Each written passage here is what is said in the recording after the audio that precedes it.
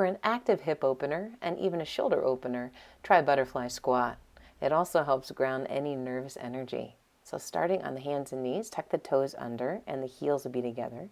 Let's see this from the front. So you'll see that you want to spread out the toes, but keep the balls of the feet touching and the inner heels touching. And then from here, you'll walk your hands all the way forward, getting the chest as low as possible, extending the arms out in front of you. Head releases down as close to the floor as possible. And then you want to feel the tailbone rooting down behind you as well.